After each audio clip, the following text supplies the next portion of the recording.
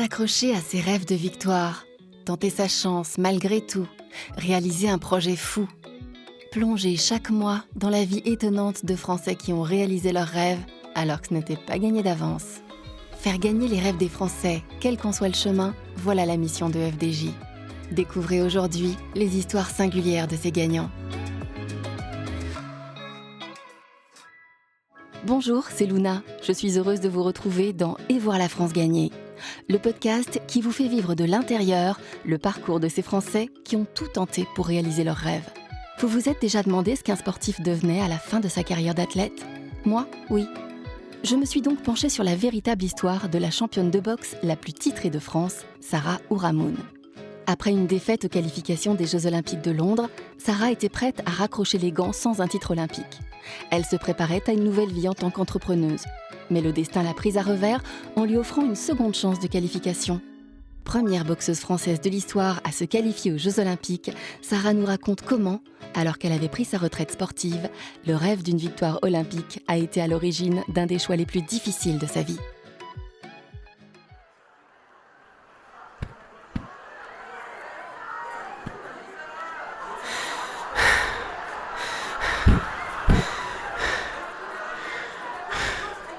N'abandonne jamais. N'abandonne jamais. Je me le répète sans cesse comme un mantra, que ce soit dans ma vie ou sur le ring. J'esquive les coups. J'attaque frontalement pour ne jamais tomber. Un coup pour moi, double pour mon adversaire, 2 coups pour moi, triple pour elle. J'irai jusqu'au bout. Je lutte pour me maintenir debout, quelles que soient les épreuves. Faut que je sois qualifiée pour les JO de Londres. Il le faut.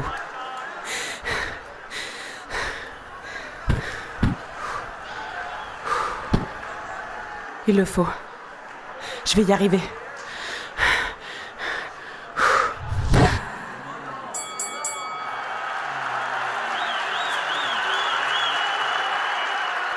Non, pas ça. Après son échec pour les qualifications aux Jeux Olympiques de Londres en 2012, Sarah Ourahmoune, la boxeuse française la plus médaillée de France, a arrêté sa carrière pour se lancer dans l'entrepreneuriat. Sarah est une battante et accepter cet échec n'a pas été facile car c'était un de ses plus grands rêves. Elle devait penser à l'après.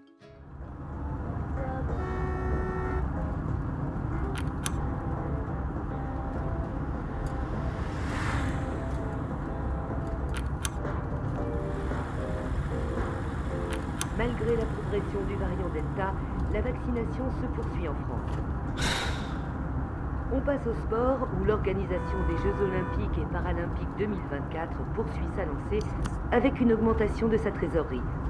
Le budget du COJO chargé de l'organisation émane principalement des sponsors mais également des recettes de billetterie et d'une contribution du CIO. Une autre augmentation a été annoncée par le comité pour ces Jeux Olympiques et Paralympiques. Pour la première fois de leur histoire, les Jeux accueilleront autant d'hommes que de femmes parmi les sportifs et c'est une excellente nouvelle. Qu'est-ce qui se passe ? Rien de grave, j'ai emmené la petite à la crèche, mais j'ai pas trouvé son doudou et elle n'arrête pas de pleurer. Tu peux voir s'il est dans la boîte à gants, s'il te plaît. Ouais, il est bien là. Tu arrives dans combien de temps la conférence ? Écoute, le GPS dit 15 minutes, mais là, il y a beaucoup de bouchons sur le périph'. J'espère que je vais être à l'heure.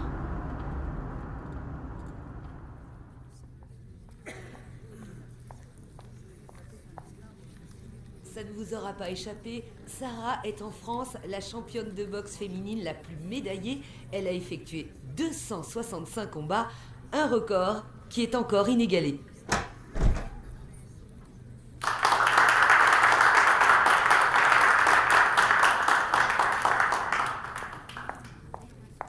Merci Sarah d'avoir accepté notre invitation. Prenez place à côté de moi s'il vous plaît. On est ravis de vous recevoir aujourd'hui pour cette conférence qui traite de leadership au féminin et plus globalement d'égalité des chances, de persévérance, d'audace et de réussite. Comme vous le savez, les jeunes entrepreneurs ici présents préparent leurs projets autour des Jeux Olympiques et Paralympiques 2024 et nous pensons que votre expérience pourrait les inspirer positivement et les aider à se dépasser. Elle a fait partie des premières femmes en France à avoir été autorisée à se battre en compétition, évoluer et gagner dans un univers réservé aux hommes, une prouesse qui témoigne de sa force de caractère inspirante. une force qu'elle a mis au service de l'entrepreneuriat. Alors Sarah, bravo pour ce parcours exemplaire. Mais dites-moi, comment passe-t-on de championne de boxe à businesswoman ? Votre parcours d'athlète vous a-t-il servi dans le cadre du développement de votre seconde carrière ? Merci de me recevoir. Alors c'est vrai que j'ai un parcours atypique, que ce soit sur le ring ou en dehors. Mon expérience de boxeuse a forgé mon caractère. Ça m'a beaucoup appris sur moi-même et sur le monde dans lequel on vit.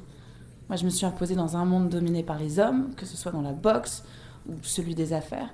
Mais surtout, j'ai dû faire des choix. Et ils étaient parfois douloureux. Douloureux ? Pourquoi ?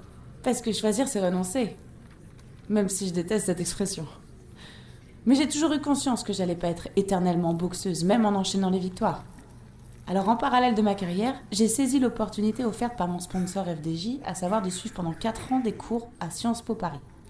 J'ai bénéficié d'un programme adapté aux sportifs de haut niveau. Ça m'a donné la chance de mener de front la compétition et les études. Mais à la suite de mon élimination aux qualifications des JO de Londres, la compétition dans ma tête s'était terminée. J'avais décroché tous les titres, sauf le titre olympique. Mais j'avais décidé de totalement me consacrer à mes études et de préparer la suite. Mais ça s'est pas du tout passé comme ça.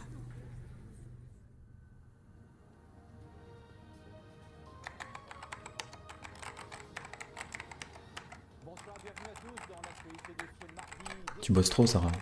Cranky. Demain, j'ai le cours d'initiation à l'entrepreneuriat de Jacques-Henri Hérault. Je dois absolument finir mon projet de gants connectés. Fais une pause, il y a Rocky à la télé. Tu te fous de moi. 2 boxeurs qui matent Rocky, c'est tellement cliché. Allez, aide-moi plutôt. Qu'est-ce que t'en penses ? C'est pas si mal ton truc de gants connectés. Ah ouais, tu trouves ? Ouais, t'as raison de dire que ça peut aider les enfants atteints d'un handicap à progresser. Et même moi, ça me permettrait de connaître mes performances exactes pendant les entraînements. Ouais, je sais pas. C'est pas très réaliste comme projet en fait. Et puis je sais pas si j'ai vraiment l'âme d'une chef d'entreprise. Aline, t'inquiète pas.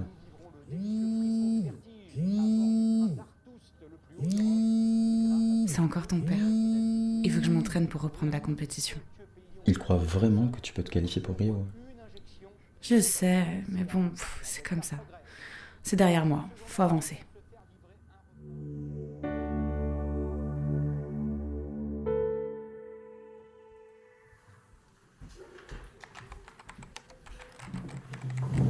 Comme vous pouvez le voir, je fais 2 colonnes. Le projet personnel du créateur et... Quelqu'un sait ? Eh ça, ça te dirait pas d'arrêter de taper aussi fort sur ton clavier, s'il te plaît ? Le projet économique, évidemment. Il est donc essentiel que ces 2 parties se rejoignent pour la réalisation de l'entreprise du côté du créateur. Il nous faut du potentiel, de la cohérence, une personnalité et... Personne n'a la réponse ? Des compétences. Et qu'est-ce qu'on trouve du côté projet économique ? Bah de l'argent. Je vois qu'on est encore d'humeur taquine. Non, la réponse était le marché visé. Il nous faut les contraintes de ce marché, les risques. C'est moins fun, hein ?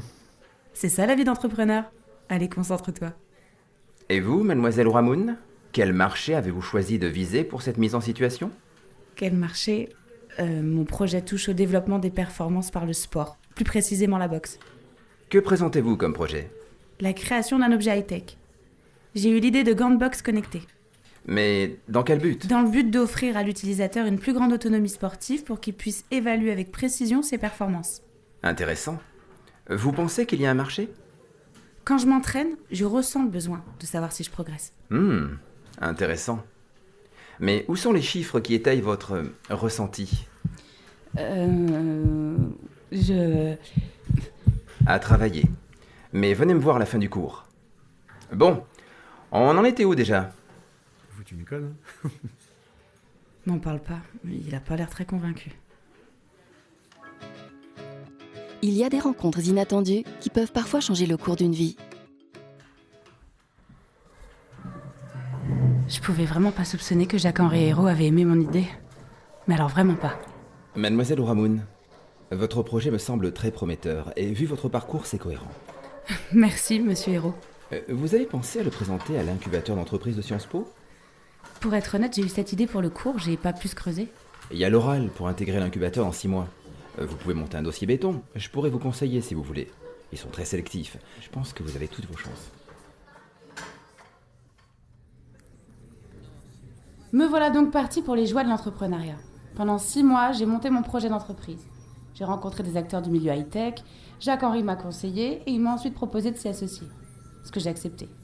J'ai aussi intégré mon compagnon Francky. Mais dites-moi, Sarah, comment s'est passé votre oral?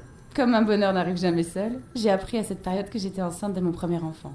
Et j'étais tellement heureuse. Mais ce bonheur allait tout chambouler.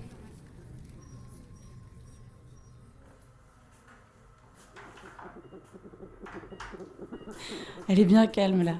Ce serait génial si elle décidait de rester comme ça et qu'elle arrêtait de boxer dans mon ventre. Telle mère, telle fille. Hein.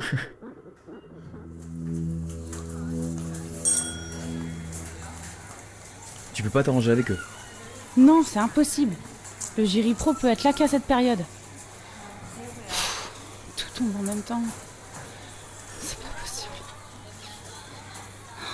Sinon, j'accouche et je pars passer mon oral ensuite. Ben oui, bonne idée, Sarah. Tout le monde sait qu'après un accouchement, on pète la forme, c'est normal. Je pense que c'est faisable. Sarah fait face à un obstacle de taille, passer son oral le jour de son accouchement. Selon de récentes études, 64% des femmes estiment que la maternité est un frein à leur évolution professionnelle. Sarah n'en fait pas partie. La difficulté ne lui a jamais fait peur. Elle était donc bien décidée à faire les deux, car choisir, c'est renoncer. Et ça, elle n'y était pas prête. Alors, c'était entendu, elle allait accoucher et soutenir le lendemain. Facile, non ? Mais comment Sarah est-elle parvenue à réaliser ce tour de force ? Faire gagner le sport pour FDJ, c'est soutenir des champions dans leur rêve de médaille, pour eux et pour la France. Mais pas seulement.